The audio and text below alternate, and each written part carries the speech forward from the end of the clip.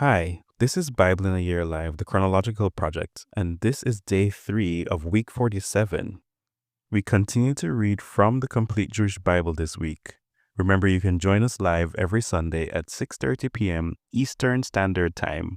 The details are in the description. Let's dive in. Once it had been decided that we should set sail for Italy, they handed Shaul and some other prisoners over to an officer of the emperor's regiment named Julius.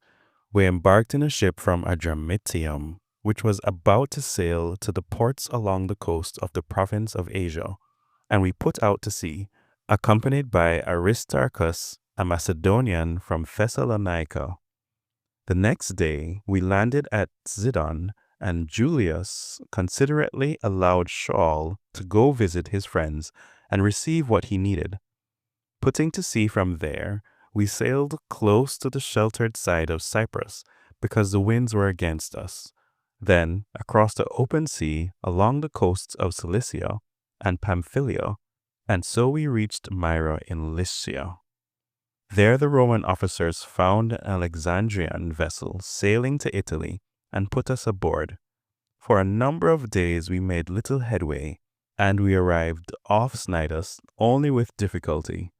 The wind would not let us continue any further along the direct route, so we ran down along the sheltered side of Crete from Cape Salmon, and continuing to struggle on, hugging the coast, we reached a place called Pleasant Harbor near the town of Lacia. Since much time had been lost and continuing the voyage was risky because it was already past Yom Kippur, Shaul advised them, "Men, I can see that our voyage is going to be a catastrophe, not only with the huge losses to the cargo and the ship, but with loss of our lives as well." However, the officer paid more attention to the pilot and the ship's owner than to what Shaul said.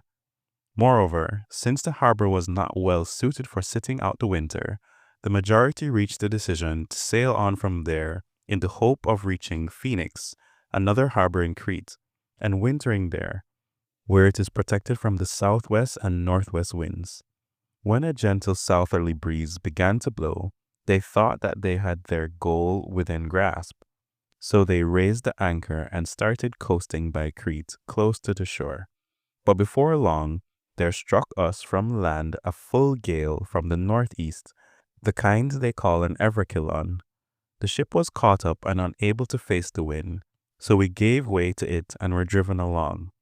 As we passed into the lee of a small island called Cauda, we managed with strenuous effort to get control of the lifeboat. They hoisted it aboard, then fastened cables tightly around the ship itself to reinforce it.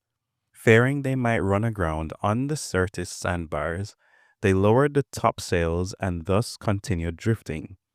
But because we were fighting such heavy weather, the next day they began to jettison non-essentials, and the third day they threw the ship's sailing equipment overboard with their own hands. For many days neither the sun nor the stars appeared, while the storm continued to rage until gradually all hope of survival vanished. It was then, when they had gone a long time without eating, that Shaul stood up in front of them and said, "You should have listened to me and not set out from Crete. If you had, you would have escaped this disastrous loss. But now, my advice to you is to take heart, because not one of you will lose his life. Only the ship will be lost. For this very night there stood next to me an angel of God to whom I belong and whom I serve. He said, 'Don't be afraid, Shaul. You have to stand before the emperor. Look, God has granted you all those who are sailing with you. So, men, take heart, for I trust God and I believe that what I have been told will come true. Nevertheless, we have to run aground on some island.' It was the 14th night, and we were still being driven about in the Atlantic Sea, when around midnight the sailors sensed that we were nearing land. So they dropped a plumb line and found the water 120 feet deep. A little further on, they took another sounding and found it 90 feet. Fearing we might run on the rocks, they let out 4 anchors from the stern and prayed for daylight to come. At this point, the crew made an attempt to abandon ship. They lowered the lifeboat into the sea, pretending that they were about to let out some anchors from the bow. Shaul said to the officers and the soldiers, "Unless these men remain aboard the ship, you yourselves cannot be saved." Then the soldiers cut the ropes holding the lifeboat and let it go. Just before daybreak, Shaul urged them all to eat, saying, "Today is the 14th day. You have been in suspense, going hungry, eating nothing. Therefore, I advise you to take some food. You need it for your own survival, for not one of you will lose so much as a hair from his head." When he had said this, he took bread, said the bracha to God in front of everyone, broke it, and began to eat. With courage restored, they all ate some food themselves. Altogether, there were 276 of us on board the ship.